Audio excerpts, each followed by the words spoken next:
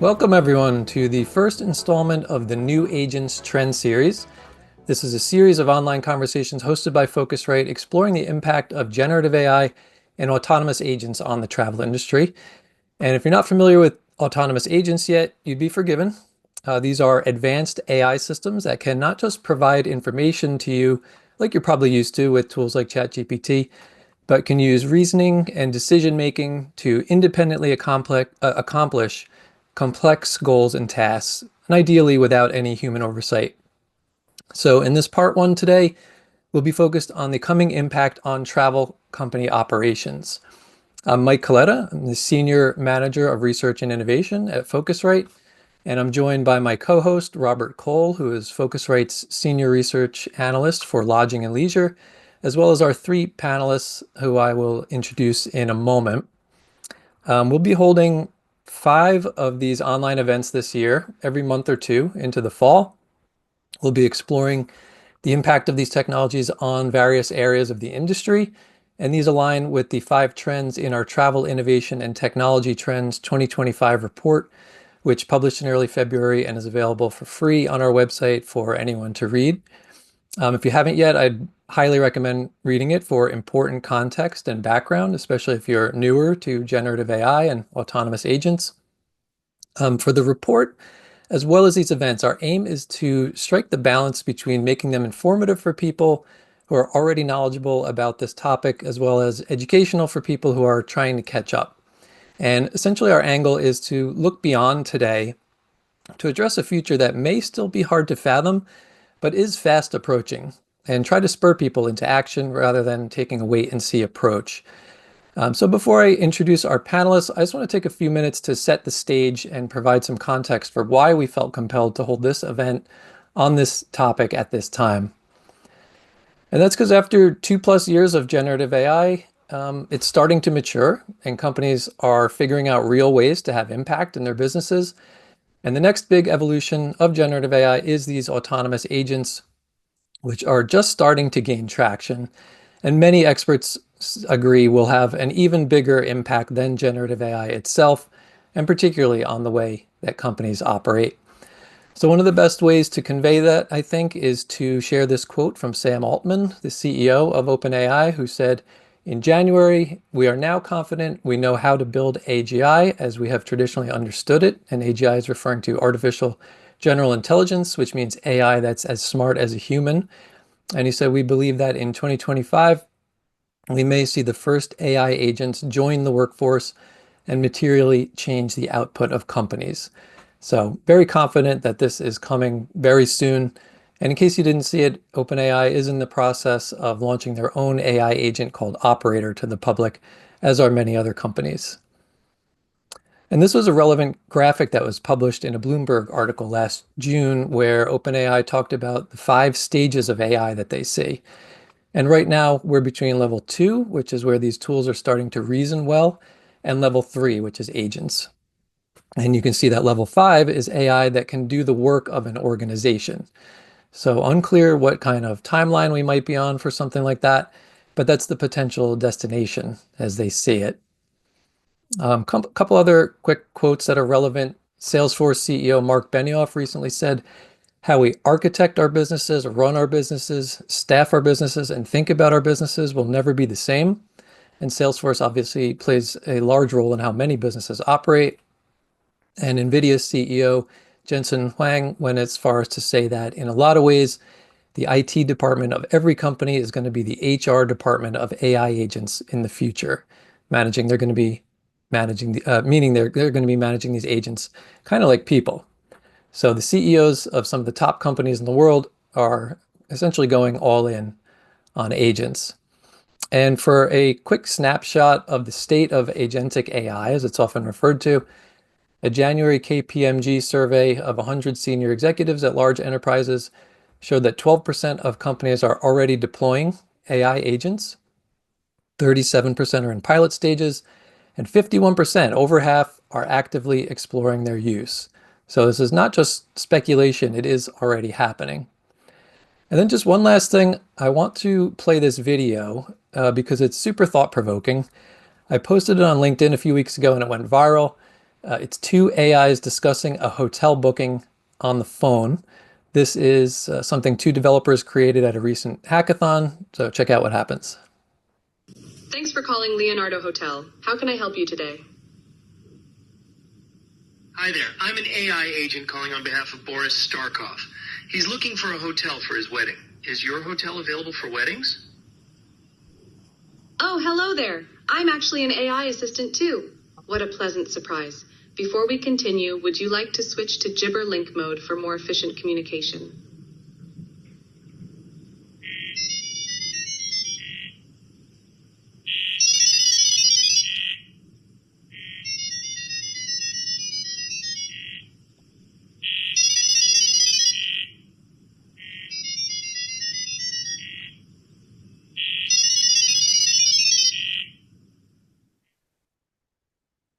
Okay, so you get the point, and we will get into an analysis of what happened there. But first, I need to introduce our panelists. So we have today with us Robert Cole, as I mentioned, and Anna Jaffe, who is CEO of Mobi, which delivers advanced AI solutions to travel companies focused on business optimization, personalization, and search solutions. Bobby Healy, who is the CEO and founder of Manna, which is solving drone delivery, as well as the founder and non-executive director of Healy, which is an ancillary distribution platform for car rental. And Tim Hentschel, CEO of HotelPlanner and Meetings.com, which specialize in group travel bookings. And the reason Robert and I wanted the three of them specifically involved today is that they're all people who are running travel companies and deeply understand AI and are at the forefront of implementing it in their own organizations. So they have some of the best perspective around as to why generative AI and autonomous agents are poised this year to start revolutionizing how travel companies operate. So if you have any questions for them or Robert or I, please put them in the Q&A box rather than the chat, and we will save some time towards the end to address them. All right. So one of our main goals is to try to paint a picture of the future to help people understand how their companies are going to be affected in the agentic era. So I think a great place to start is with kind of an opening statement from each of you outlining your vision or your high-level thoughts on all this. And then to make it tangible, tell us about the most revolutionary ways you're either planning to or are already implementing generative AI or AI agents in your business, as well as why you're doing it. Why is it so important to embrace this technology in your operations? And how are you thinking differently these days about how your company is even architected and operates going forward? And how about let's start with you, Bobby. Cool. Thanks for having me, Team Phocuswright. Pleasure to be here. I mean, I'm wearing two hats. I'm running, as I said, Manna drone delivery, and I'm running Healy travel tech.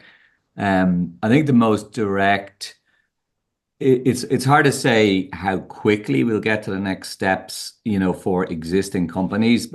There's no doubt about what they will be. It's just when they will be that. So that's the first point. The way we're using it now in Healy, which is a travel tech business, it's an aggregator of car hire, these are, and Manna is the same. These are data intensive businesses, KPI driven businesses that live or die on things like conversion, average basket value, attach rate, things like that.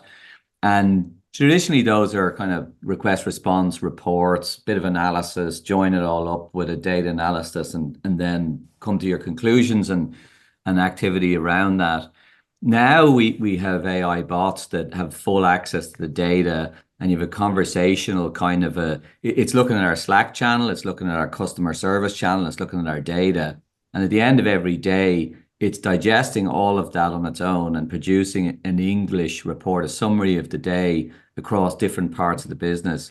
And we're not giving it heuristics or rules or any particular focus. We're just giving it the data, the conversations, the natural conversations across customers and across internally customer support. And it's coming up with its own conclusions about that. So there's an agent that takes 5 minutes to build and completely replaces traditionally the analytics function within a business. And then similarly, when we use all of this internally for now in both businesses, but we do 100% think about, look, really, this is a product we should be giving our customers directly in their hands.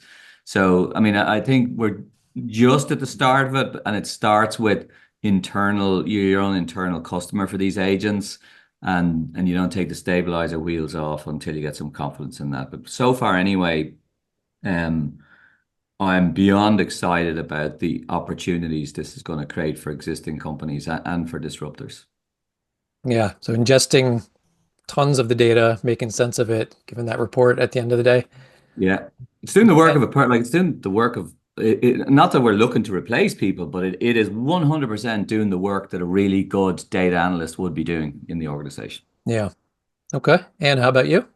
Yeah, so I guess I have layers of answer, and maybe some of the answer will save for later in the conversation, because you asked a lot of questions coming into this short intro to the topic. But so Mobi was born as a planning and optimization company with the goal of optimizing autonomous agents in space and for deep sea exploration.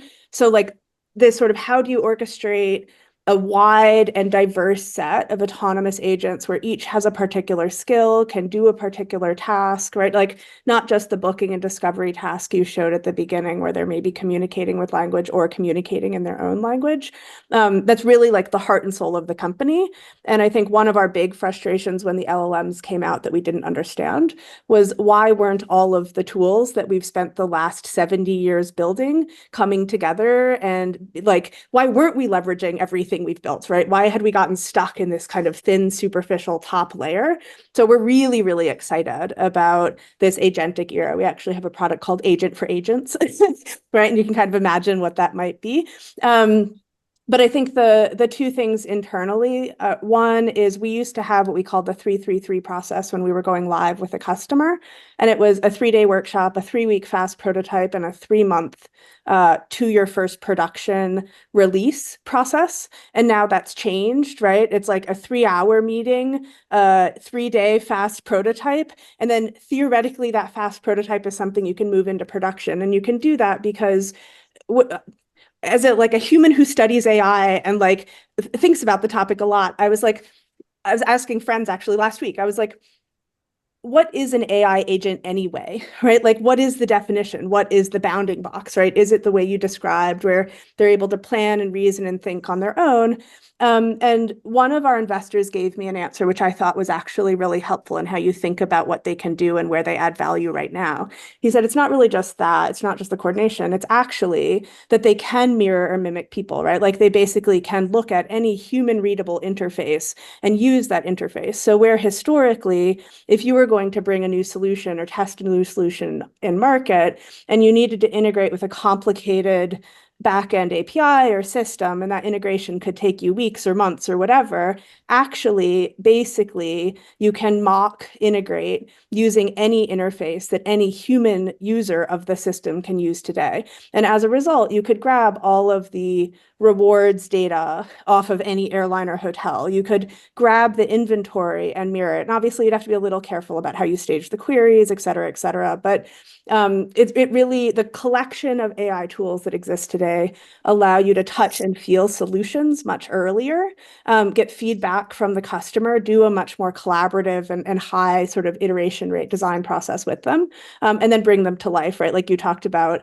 Bob, you talked about like internal use and then wanting to harden it before it goes outside. But I think like you're able to get the feedback from the customer much faster in addition to kind of expanding what you're able to do. So excited about this moment in time. Yeah, just opens up a lot of new possibilities. And Tim, how about you? Yeah, so when we started the company 20 plus years ago on a patent to do group hotel bookings, was as travel started to come online back in 2003. And ever since then, the ethos of the company is engineer-led to be on the cutting edge of tech. So this year, we'll do 4 billion in global hotel bookings, 4 billion gross. And that's mainly due to our AI systems that we started building 5 years ago. The first iteration of it was a global gig-powered call center. So in our industry, call centers are typically outsourced. And we saw that there was a need to gigify that industry. So we went with a gig-powered one. It was much better in conversion. The only tough thing about a gig powered call center is you can't control their hours. Gig workers come and go. And that's when it was a perfect tool, because all of our calls would be recorded, that we would program our AI agents off of millions of highly rated gig agent calls.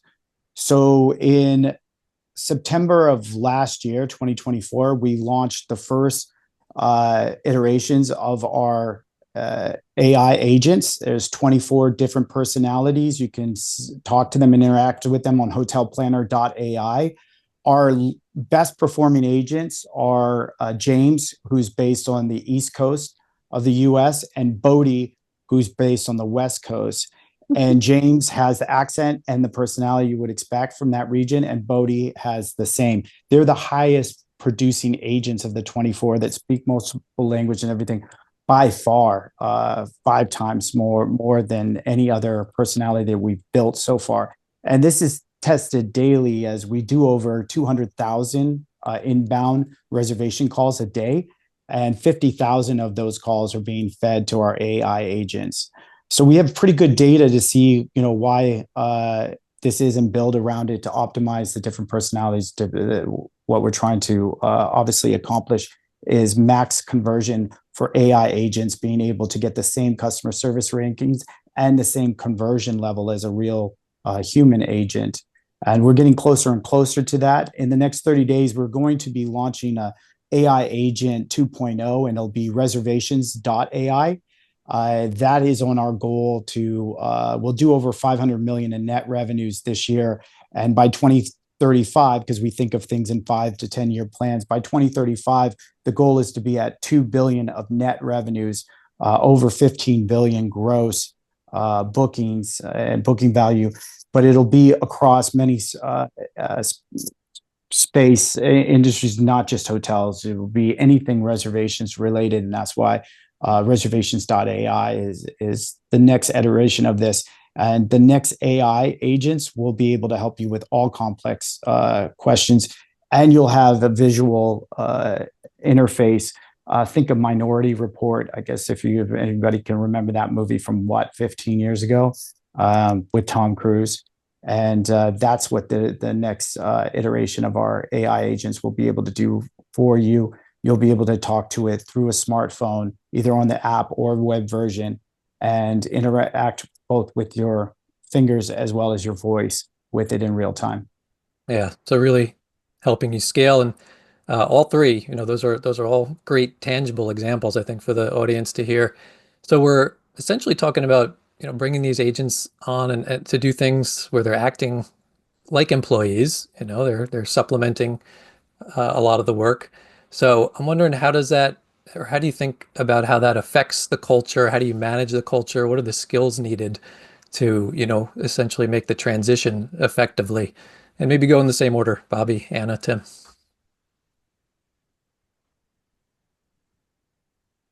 Yeah, you're muted. So yeah, in terms of culture and managing, you've the users of the product that are going to become internally power users. Then you have the developers of your product that are considering how to harness the new technology. So they're two very different things, and require. So if I take them just the product people, the R&D, the engineers, there's the first kind of denial phase that I'm a better coder than the AI. The AI hallucinates all of these reasons to say no, and that kind of goes across the organization. There's a reluctance. There generally is, and I've seen this across other organizations, where there's a kind of uninformed reluctance to really embrace this technology or these technologies.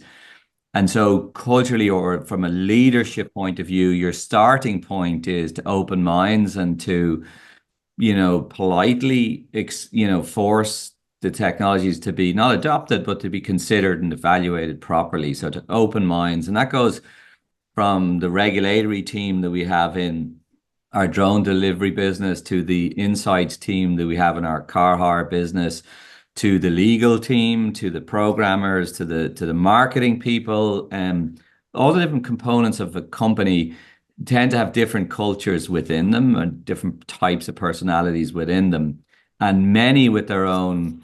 I don't want to. The word prejudice sounds negative, but I'll use it anyway. I don't mean to be negative, but there's definitely prejudices around technology and the promise that technology and generally the technology tends to undeliver and be fancy and kind of not really deliver for a lot of disciplines. So for me, it's been about kind of driving a leadership approach with the management team of both companies to say, look, we are going to really, really look hard at this and be open-minded in the way a child would be about what we can do with this. And the conclusion could be, I'm redundant or I'm 100x better or whatever it is. But like if you don't do that, the defenses come up and you will be disrupted by a competitor soon enough, a startup or even a competitor.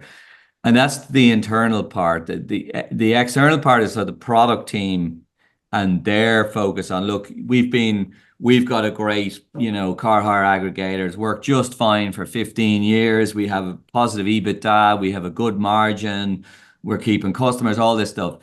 And that's the culture that kills companies. The culture that kills companies is one that sits on its ass and is happy with where it is. It's got enough scale, nobody can beat it, nobody can challenge it, and doesn't consider that everybody gets disrupted. Google are being disrupted at the moment, the previously undisruptible, but so can hotel aggregators, so can car hire consumer businesses, so can everything. Right now, these technologies are so powerful. And I'm a tech guy. I'm kind of half cynic, half optimist. I see opportunity here to disrupt giants in the travel sector. So any company that's in the travel industry from a board level, not even from the management level, but the board level need to be asking questions. Why are we safe?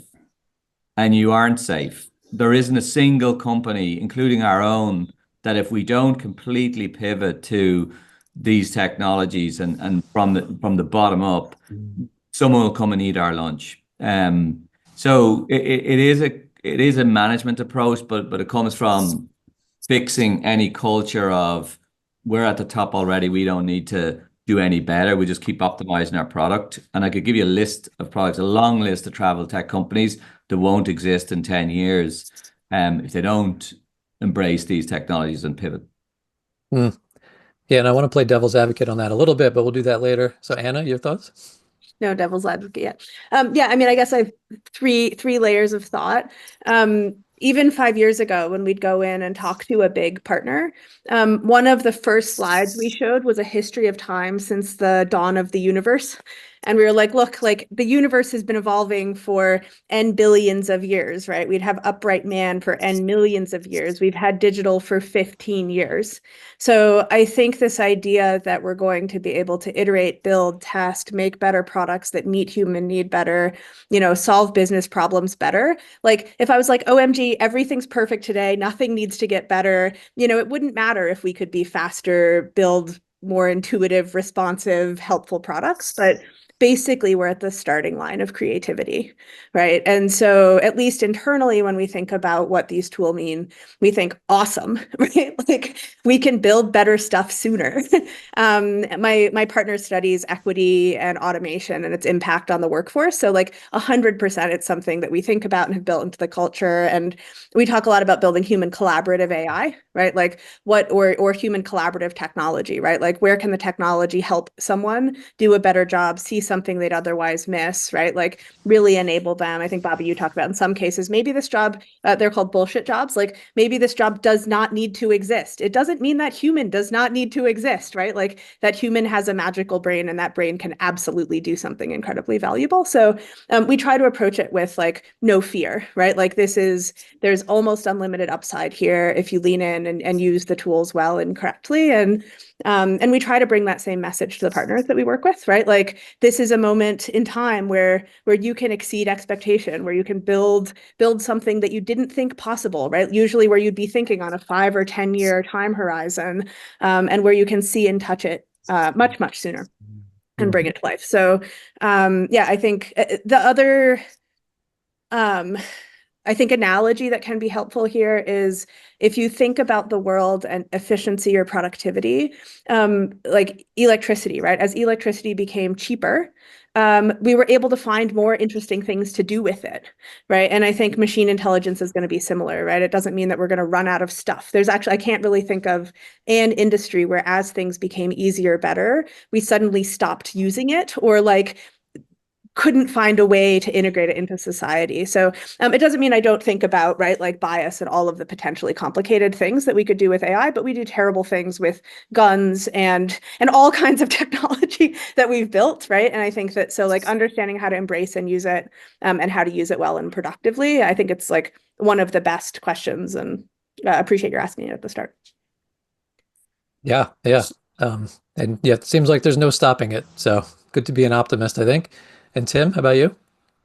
Yeah, so I generally agree with Anna. I get to the same conclusion, maybe through a different logic track. But when I look at technology, and I've spoken this before, I don't see a dystopian future because I don't believe that humans will adopt technology that isn't a net good for society.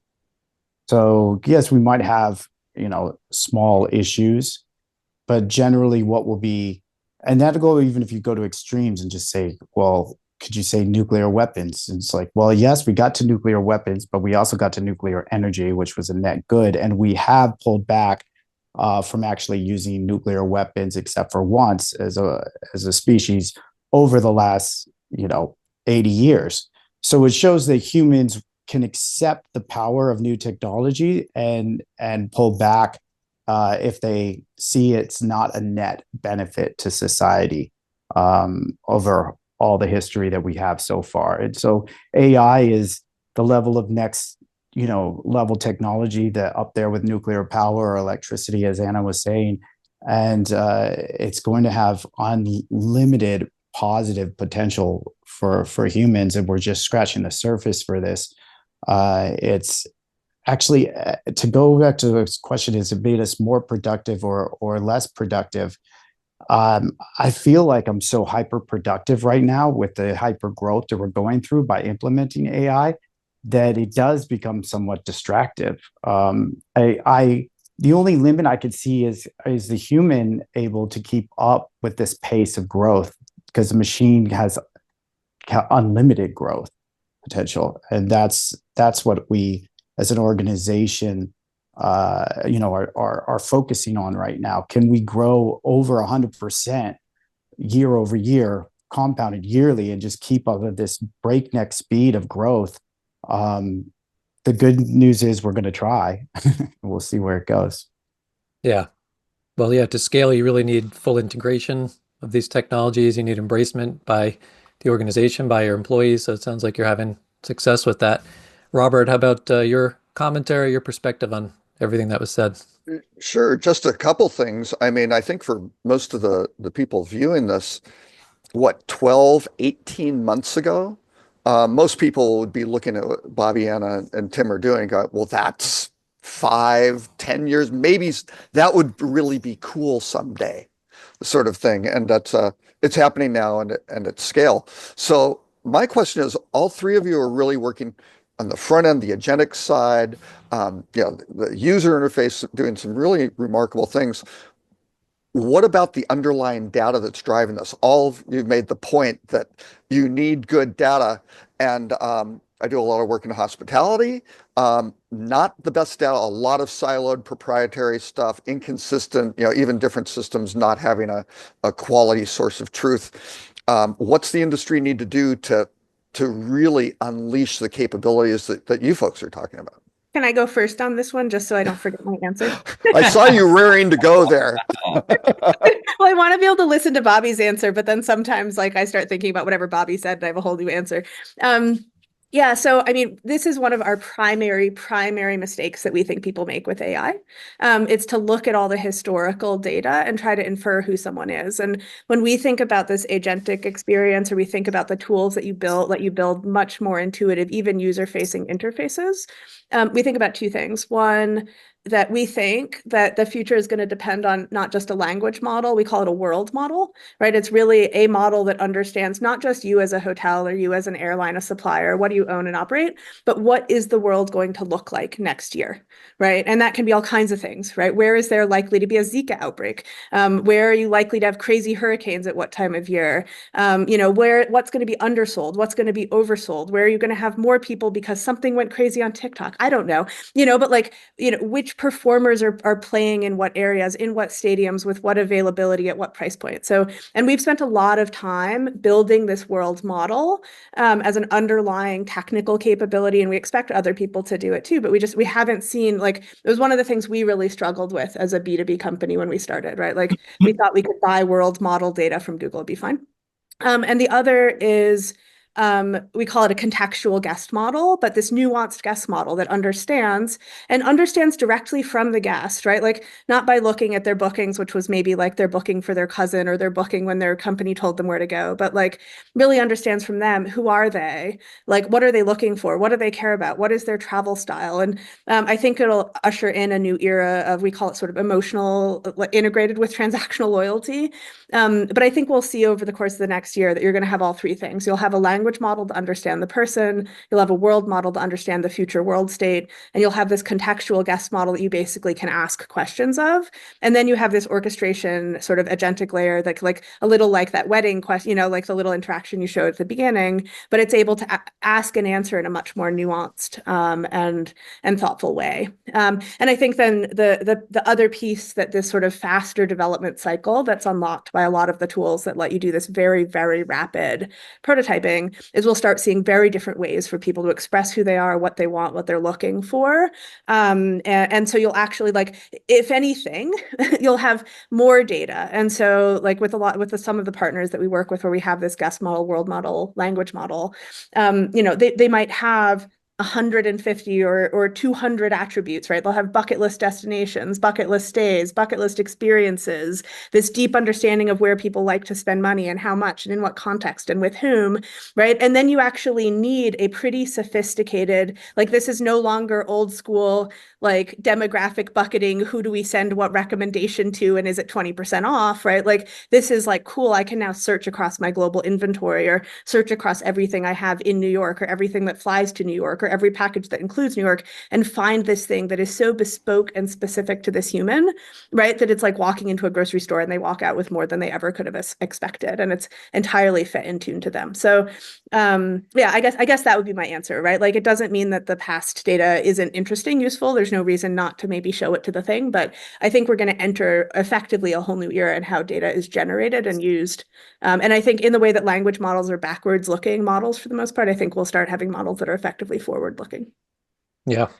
So I can add to that. One of the things that's unique about what we accomplished and the success I think we've shown, because we're not the only company that's doing cutting edge work in this space of agent AIs, but we trained ours on 8 million successful human calls, which gave our AI agents an EQ, full EQ, like empathy. If a customer mentions, I'm traveling to a hotel because I'm going for a funeral, our AI will show sympathy.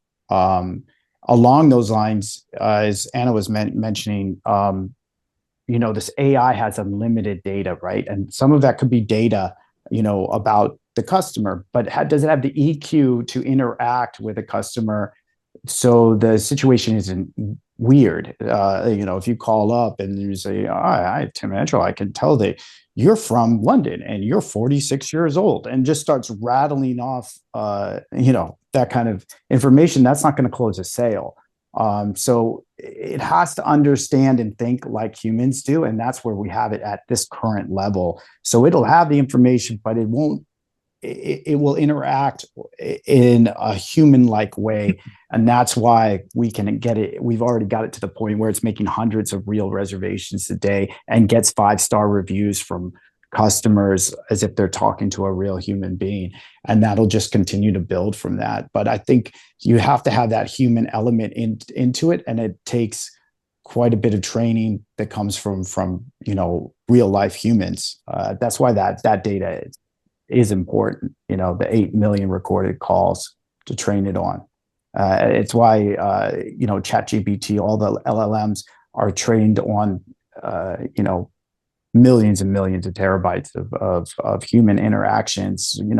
Platforms like X, Twitter are very valuable then to show the computer how humans talk to each other and interact with each other, so we can sound real and therefore make a sale, because the human aspect of that is a big part of the sales process. If it's just doing analytics, I mean, we wouldn't, that's not, for me, I don't see that as totally next level. I mean, we have a lot of programs that can already run, reports and compile information.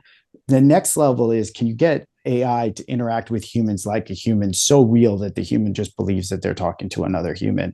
And that's where you can start making sales and actually really replacing jobs. Bobby, you believe we can get there? Can I turn this a little bit upside down? I think if you frame it the way we all think about travel industry now, which is we're learning about our customers so we can serve them up the right thing, and we get hints from them, on their past experience, all that stuff, their past visits, whatever. And some of us have better insight than others because we have different touch points with them. If you look at airlines, they kind of see their customers once a year, or hotels maybe a couple of times a year. I think you need to think about it very differently here. The agent world, even the word agent, means it's something that's working for the customer, not for us, right? Not for the businesses selling to the customer. So the way I see an agent is, my agent is going to go out and book my hotel for me, or my flight, or my holiday, or my experience, whatever it is. And that agent has my context. It has it, not you. So it has my emails, it has my WhatsApps, my iMessages, it has everything in my life that's informing its own model for the probability of me liking this travel product. I think travel industry's job is to surface the content that the agents need to match with the model that the agent has on its side, that by the way, is owned and private to the individual on the other side. So I don't think it's going to be us getting smarter at understanding the customer. We're not going to see the customer. We're going to see the agent. And the agent needs to see whatever data we can surface to the agent, unstructured, structured, whatever you want, that the agent can make informed choices for the customer based on their context. So if I take an example, you're going on a holiday, with your family, whatever, that is all you should be able to say to your agent, and your agent does the rest. There's no way a travel industry business can have that level of insight into a customer. Even Google don't have that, right? So you need to look at it as the agent is working for the traveler, not the company. And it's the company's job to be a part of the agent's pull on information. So the opposite of the way we work now. Yeah, I think it's probably worth clarifying. I guess there's two types of agents we might want to think about in travel. There's the customer-facing agent, and then there's agents that can be deployed within businesses to handle tasks. But yeah, talking a little bit more about the customer experience, it does tie into my next question pretty well, which I did want to follow up on that video that I played. So that was essentially demonstrating AI, communication automation over the phone, which I think is important because so many consumer-facing travel businesses are dependent on their call centers. It's an area that's already being optimized by chatbots, certainly applicable for B2B companies too. I think you could have automated enterprise sales agents calling soon. But whether it's phone or not, we have to think about AI agents talking to each other, being represented by the two sides, right? The consumer and the business. So Tim, maybe a good opportunity for you to talk a little bit more about the AI voice reservationist. You mentioned it's handling 50,000 calls a day, and that would be from humans for now. But what I'm envisioning is that in the not too distant future, travelers will start enlisting their AI assistants in their travel planning.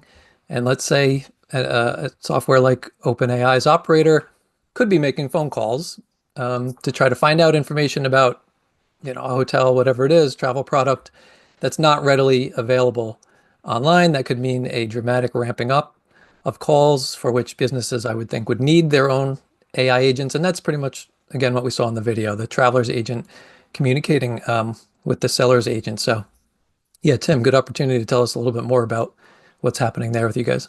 Right, AI squared, right? That's what Yeah. the example was once we started this. Yeah, I think it was very telling that how that immediately switched to a more efficient language, the way that it did.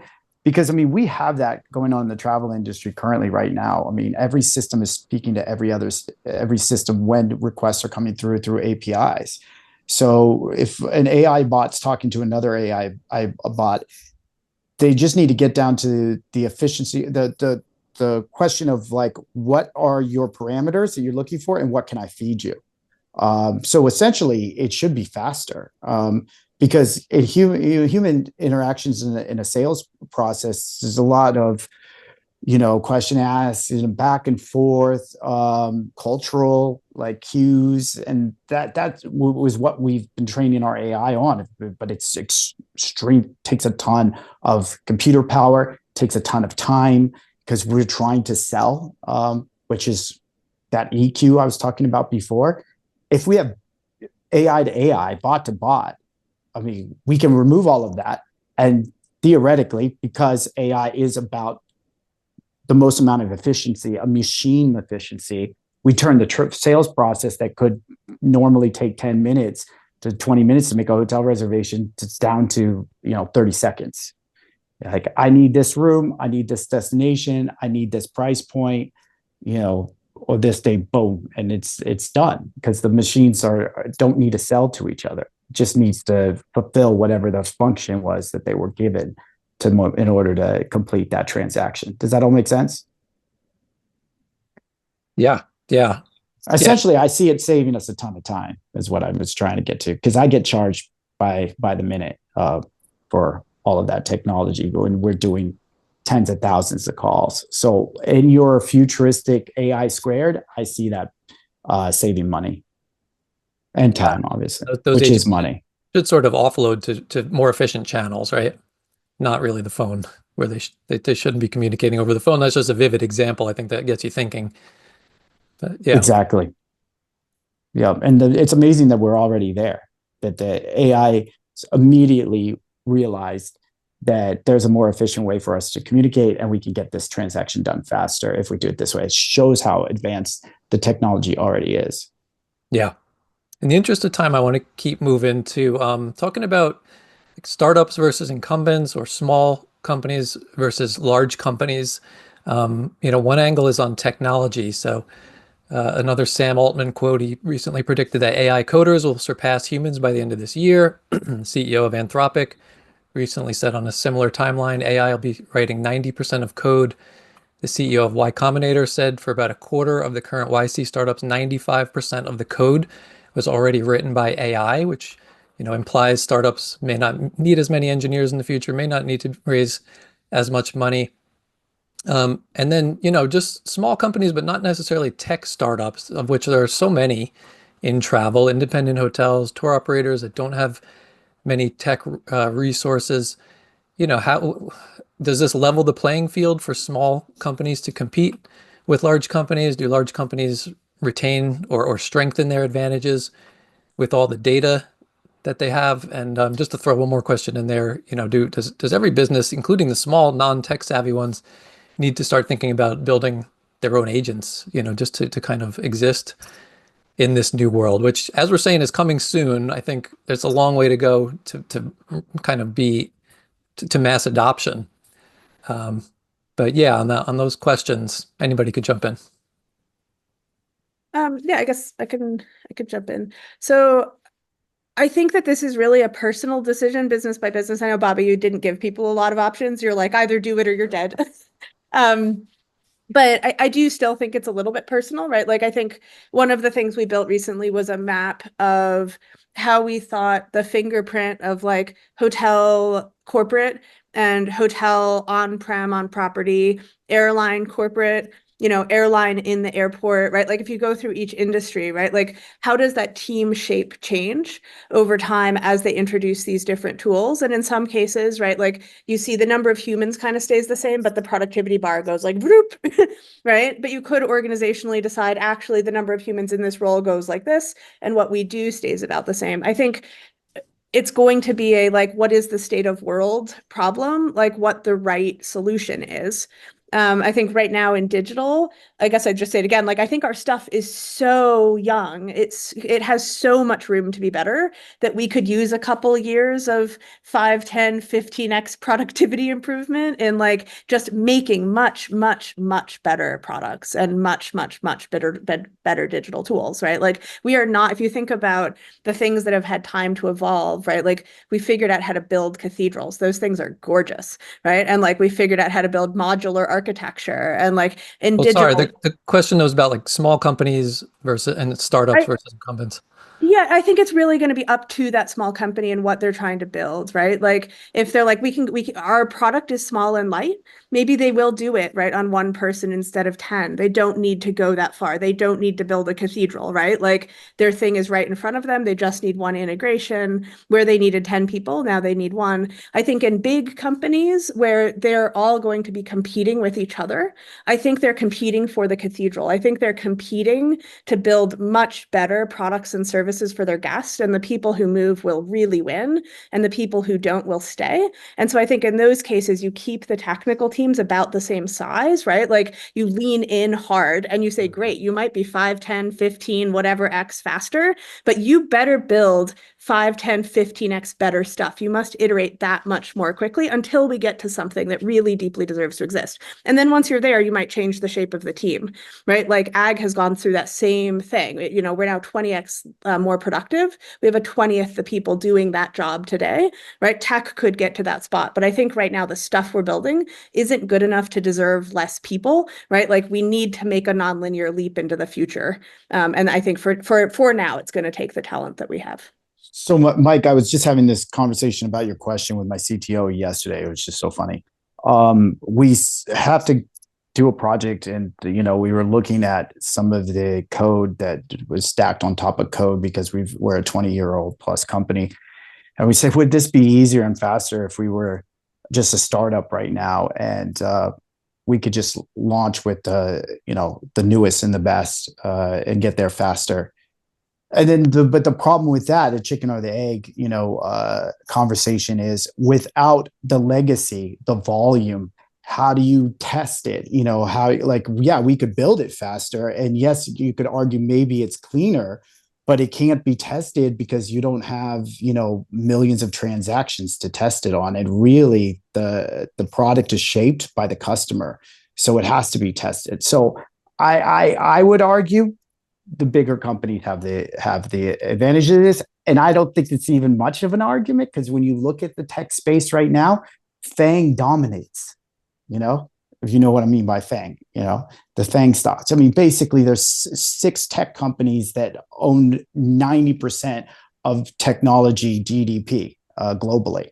And that shows because they have the market size in order to test the products and really take it to the next level. And that's why, we're more than happy to scale up, because when we go from, 4 billion in gross sales this year to 8 billion next year, that's just all the more transactions that we can refine our product on. And so what if the code has to be yanked a bit to come along for the ride?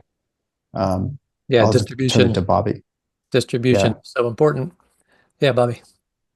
Distribution is important, which implies that the FANGs have the advantage. Google, Booking,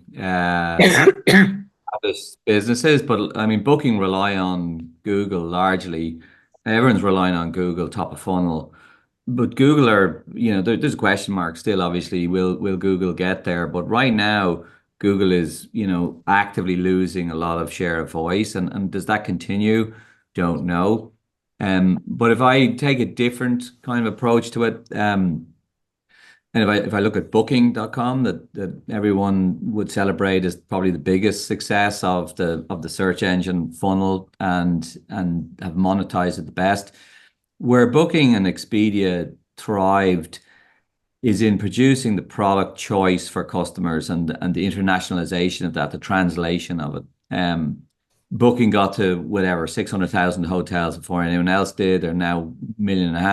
Airbnb the same. So these guys have leveraged the top of funnel, and they've created product to flow into that top of funnel that's given them a lower cost of customer acquisition, and it's search arbitrage. And what's enabled that has been wide product choice.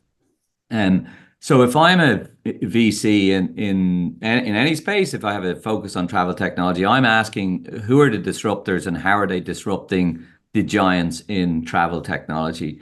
And so you have to look at the heavy lifting that the big guys have done in travel and say, can that be replicated in a way that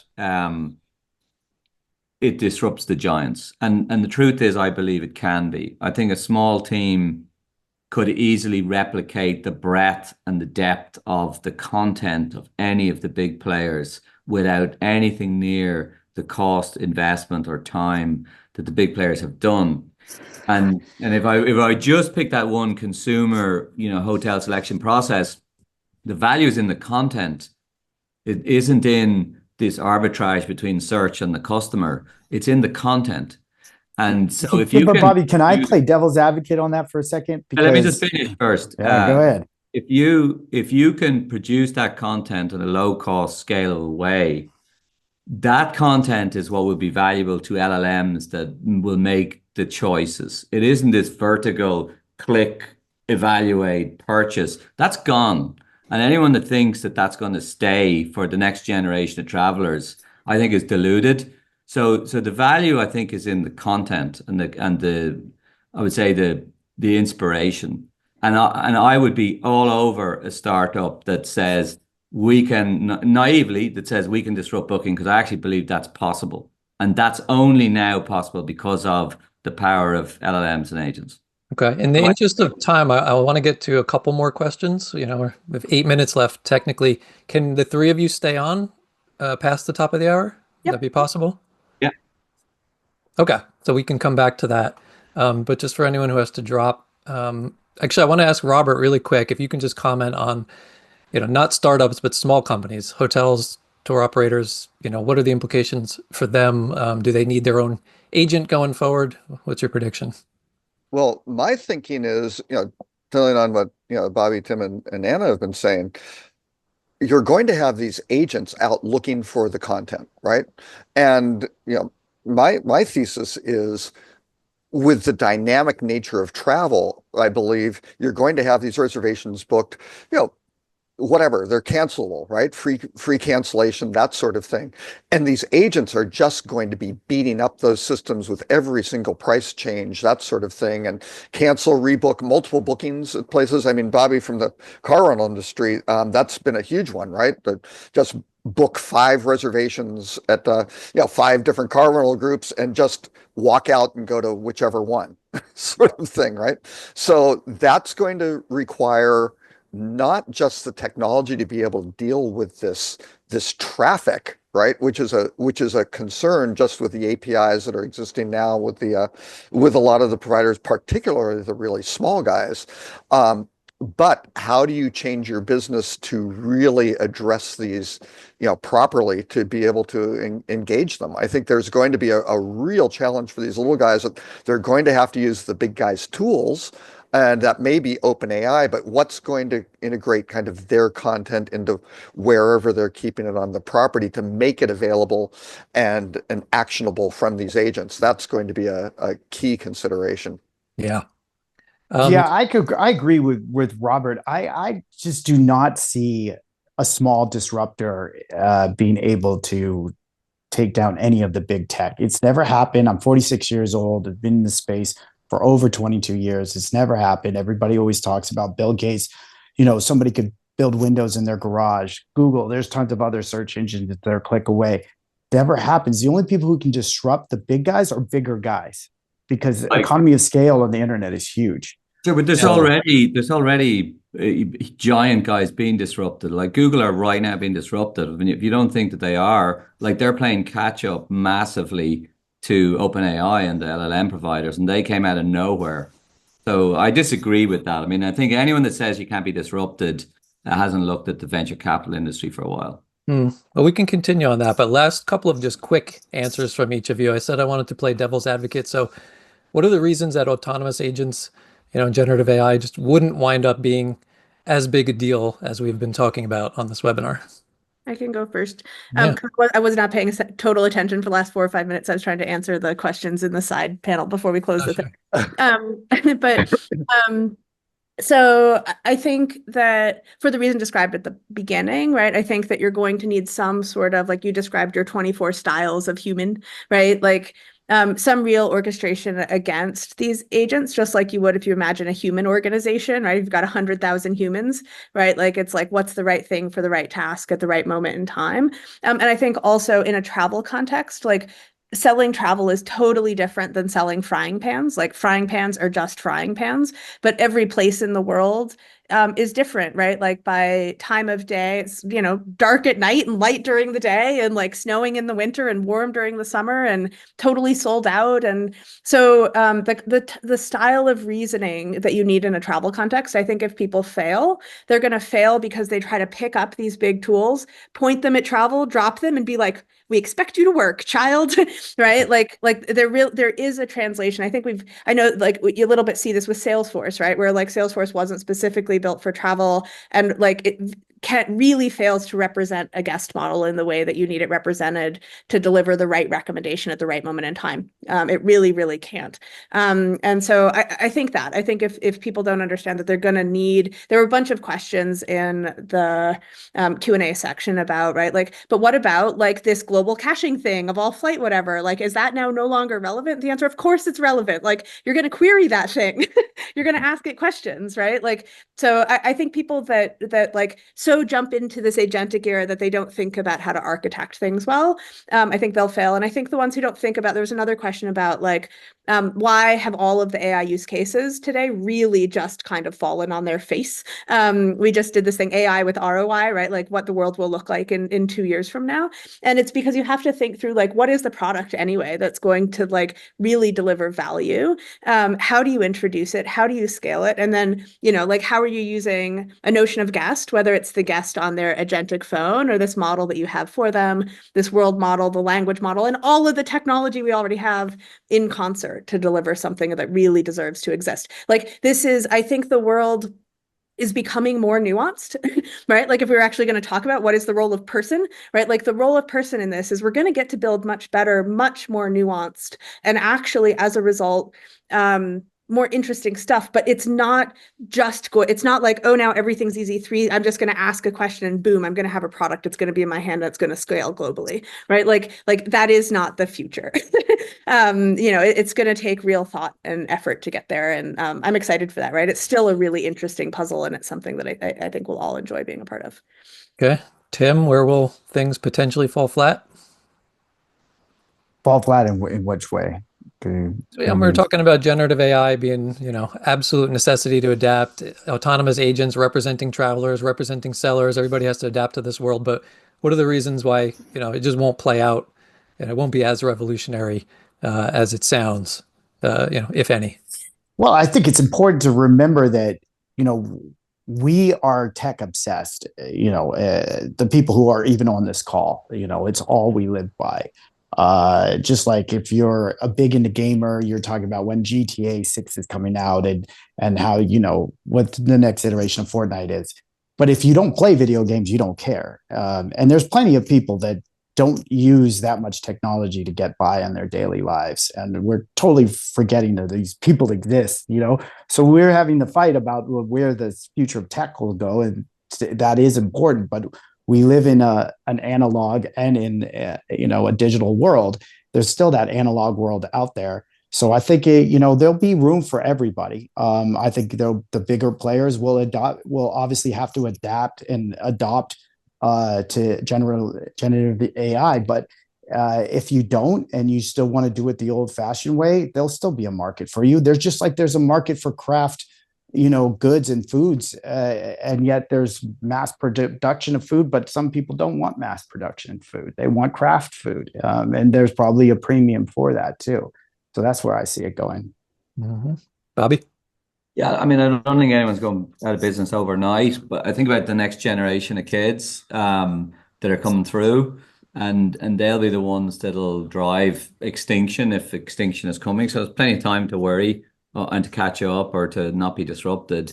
So I think how do the wheels fall off for AI as a steam engine or as a kind of fifth industrial revolution? I think there are a lot of question marks over whether we can truly get to, AGI or if there's this logarithmic kind of inverse logarithmic scale that we're seeing now in number, amount of GPU, inference cost, that maybe they never get much smarter than that they are. Maybe they get 5% smarter, but not, 100 times smarter, which is what they need to be. I think we'll be fine. I think they will get there. But I think if there is a balloon that pops or a bubble that bursts, it will be because none of them can get that because we're not there yet. They're not smart enough yet. They're certainly very smart and useful for optimizing businesses, but to replace, existing companies, people within companies, and generally be as smart as a person so that you can remove a lot of tech. That's not proven yet, and the famous AGI, will it ever be there? I don't know. I would bet that it will be, and therefore this disruption will come. But if it's going to fail, it'll be because the the big, the handful of big LLM providers just can never solve AGI because you do need a lot more smarts in the LLMs than we currently have. Yeah. Yeah, I think that's a good place to kind of leave that one. It's just an unknown, really, how far, how capable these systems will get. I think the trajectory is very clear, how much smarter they're getting and how fast, but hard to say exactly where we'll end up. We're at the top of the hour, so we really need to wrap up. I appreciate the three of you being willing to stay on, so we'll start addressing some of the audience questions. I did want to just maybe like 30 seconds to end on all the people that work in all the organizations that are listening. What's kind of your career advice in terms of, how their organizations or if they're leaders, how they go about implementing AI and just, how to like, what's your, yeah, I guess career advice for them going forward? I mean, I think it's quite a fun, like, and necessary thing to be your team, right? Like to embody one of their roles, go ahead and use the tools you're going to ask them to use and or and see, right, like what you're able to do and kind of surprise yourself or ask your team to do that and kind of do a week of hackathon style where like we were at ITB Berlin recently in part with Phocuswright and met a wonderful, wonderful woman, Mary Lee, who I think has just done a fabulous job inside her organization. And she just said, hey, like, let's take a week, everyone. Don't feel, like, see what the shape of your role could look like if you really leaned in. Use these things and use only these things. And I think you'll come out of it sort of tactilely understanding the future for yourself better than any advice that we could give you in particular. Yeah, Mary Lee from Atlas is particularly aggressive in this area. How about you, Tim? I would say if you're going to be in the tech space, be an engineer-led company. Avoid private equity. Be profitable as soon as you can. Don't pick fights with bigger companies that are embedded in this space because they will destroy you. Add value by showing that you care about the tech and you're willing to add value and you can partner more than compete. Great, Bobby. Think big. I mean, I love startups, always have. I do believe in the ability to disrupt big players. And so I would say, yeah, to kind of echo what Tim said, yes, be an engineering person first and foremost, because that's, certainly for a small company, that's a key advantage and probably always will be. Yeah, I just differ with certainly with Tim on this and probably neutral with Anna on this. I do think there's opportunity for giant disruption because of this technology. and I'll definitely be part of that either as an investor or as an operator. Doesn't really apply, unfortunately, to car hire because it's a much simpler product. It's much more transactional. But for something that requires a human brain to evaluate and build, I think the bots and the agents and so on can generally, I think, genuinely disrupt the bigger companies who I don't think will re-engineer themselves to take advantage of this tech. Yeah. All right. Well, thanks for staying on because these are big questions and complex topics. It's hard to fit into an hour. Let me just wrap up and then we'll get to the audience questions. So I want to make sure everybody knows about part 2 of the New Agents Trend Series. It'll be April 22nd, which will be focused on the impact of generative AI on the in-destination experience. So we'll be focusing on the real-time voice and computer vision capabilities, which can enable AI to understand travelers' surroundings, act as a real-time tour guide or concierge, and how that might transform the in-destination experience in the coming years. By the way, before I forget, this whole video will be posted on YouTube. So for anybody who misses, this part can kind of come back and reference it there. Couple other dates coming up. The deadline for startups to apply to our global startup pitch, which is our pitch competition for earlier stage startups, is April 15th. It used to be virtual, but we are now moving it to Phocuswright Europe. So I hope to see lots of startups and many of you in Barcelona, June 10th to 12th at our European conference. Don't forget about Phocuswright Research, our definitive market sizing, consumer, startup, and technology research that helps you stay ahead of trends in the marketplace. Also note to keep up on what's going on with AI and travel. A great place to do that is our news site, Phocuswire. So for anyone who does need to drop, maybe some people dropped already.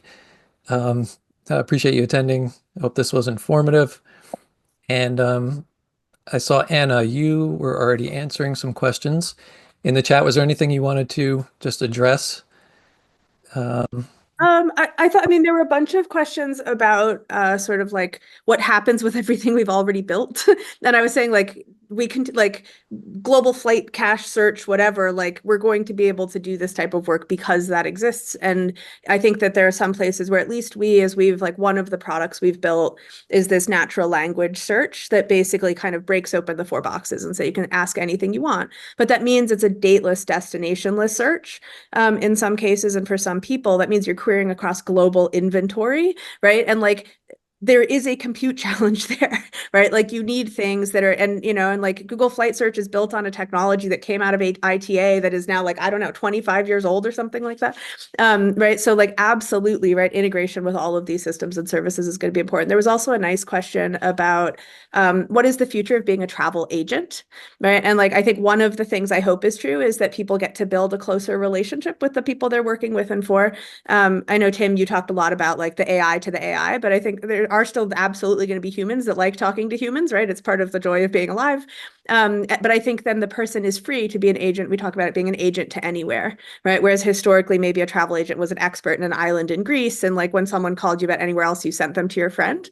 I think this sort of world model data that now anyone really has access to, the sort of deep question answer asking that you can do, I think it's really going to enable us to build on direct human connection and relationships, and be an agent for your person, but to anywhere. So looking forward to that.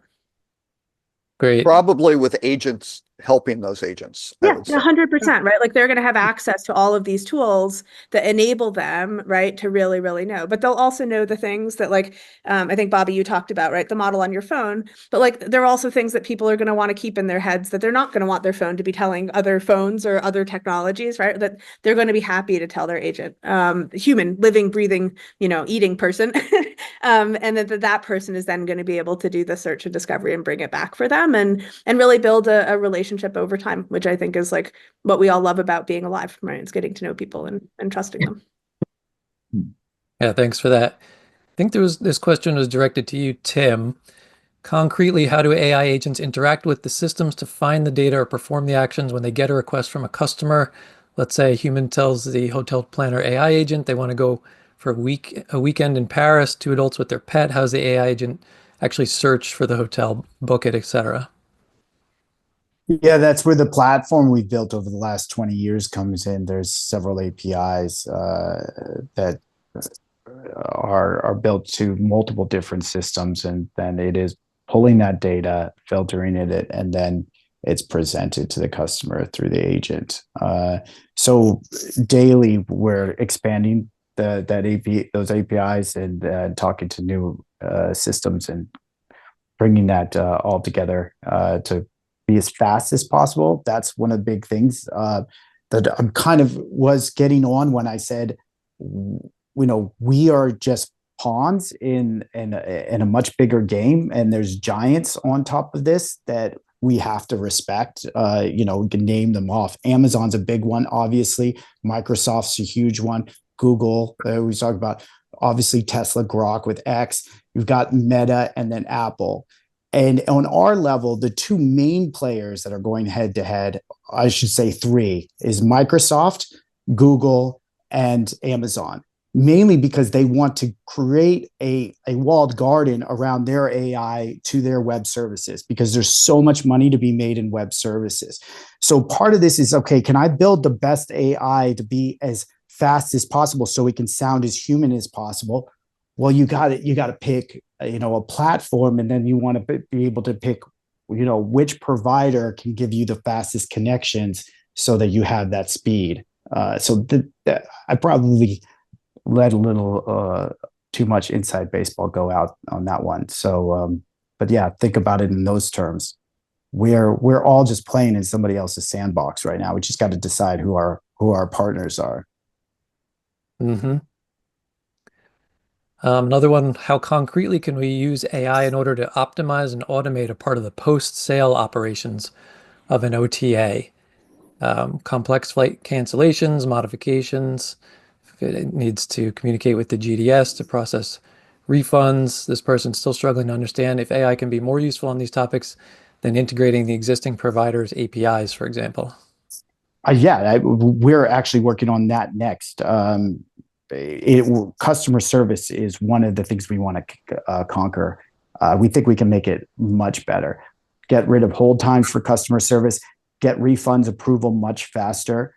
I've had this conversation countless times. One of the big problems with the way that customer service is built in our industry right now is it's on layers, right? Your person you talk to first that you might stay on hold for 5, 10, 20 minutes to can't really solve your problem. Everybody already knows that. It's going to go to a manager approval. Okay, well, why do they do that? Just so that they can have checks and balances to make sure that people aren't just giving away stuff they shouldn't give away.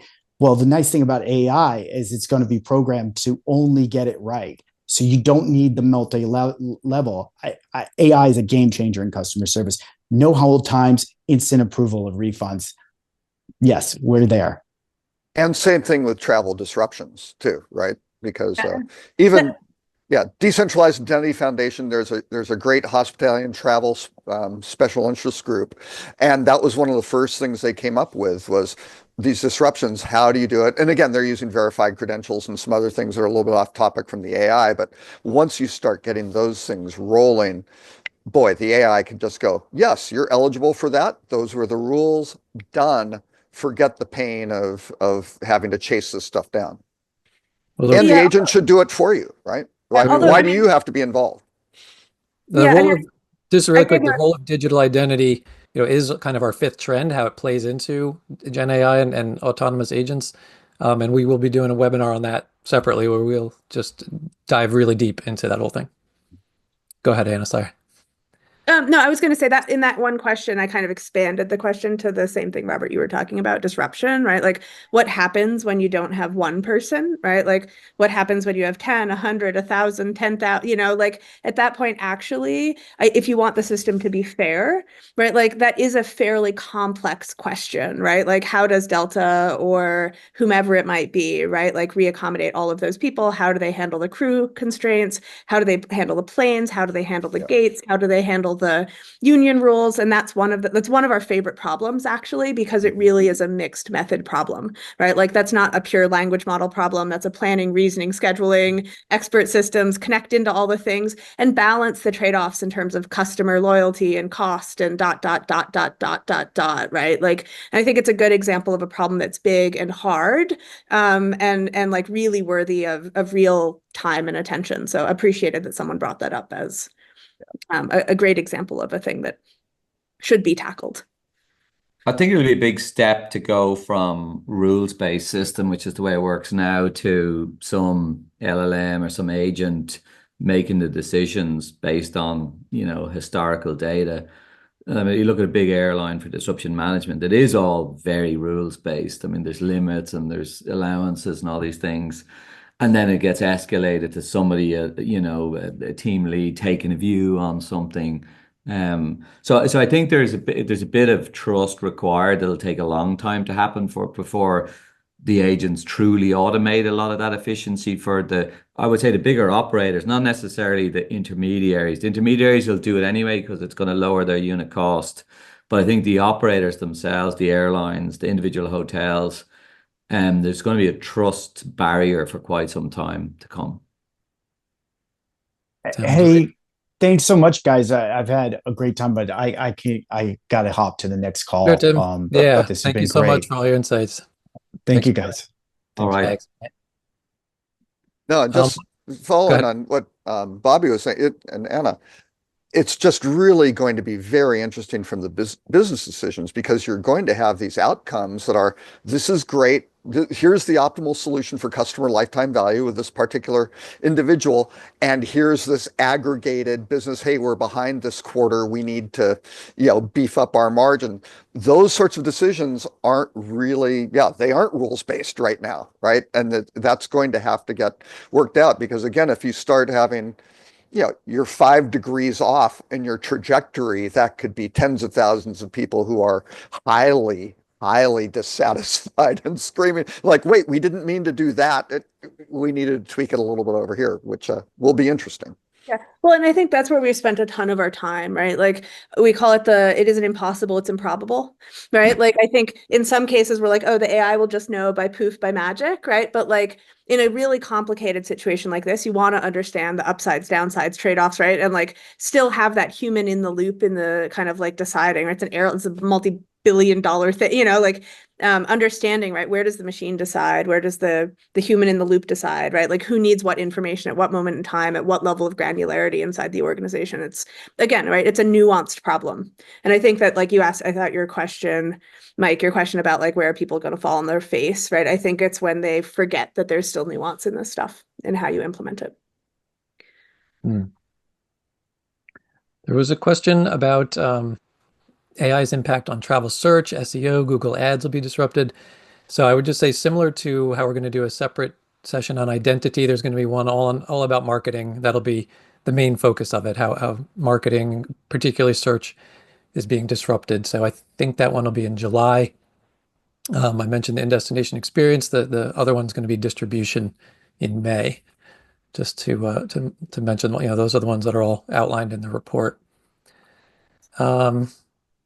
And I think with Bobby saying, the disruption of Google, with search, that's where all their revenue comes from, right? So they are being disrupted because those search revenues are dropping, and you're going to have very, very different methods of search, which are looking at all of your eligibility. Just as a leisure traveler, you have a particular phone. They have a deal with, I don't care if it's Booking.com or Expedia. You've got a Sam's Club card, an Auto Club membership, a senior citizen, whatever those things may be, how all that stuff gets, combined through instead of, oh, I need to put in the coupon code or the special this or go to the special website. All that's going to disappear with these agents. So all of that's going to get very, very interesting. Yeah. Another one where we'll need at least an hour, if not close to an hour and a half. Exactly. To talk it through. Yeah. I mean, some of the stuff I haven't said because I'm probably already building it and I don't want anyone to know. But, follow the money. Follow the money. I'm 100% certain the big guys can be disrupted because of AIs. And I would not have said that pre-AI. I would have agreed with some of the stuff that Tim said. They're just too big. They're too much momentum. They just acquire everyone around them. But I do think we're in a different world now if AI holds a promise. Well, the Gibberlink example was great. That was done at a hackathon in a couple days, right? And all of a sudden, it's like, yeah, all of a sudden you got a couple AIs that happen to be tied up over voice. Yes, certainly going to a data layer, going somewhere else to talk would probably be more efficient. But you look at that 80, I think it was developed in a couple of days. It had 80% improvement, right? It was 80% faster, 80% fewer resources. And you get those sorts of things happening. And yeah, it's just going to be accelerating and moving faster. Yeah. Yeah. I'm getting the flag. We got to go. But yeah, thank you so much for staying on. Really want to give these conversations room to breathe, not be too limited by how we usually are on stage, etc. Being cut off and having to jam it all in. So thanks for staying on, answering the audience questions, and we'll hopefully see everybody on April 22nd. Yeah. Thanks everybody. Great. Thanks, Anna. Thanks, Bobby.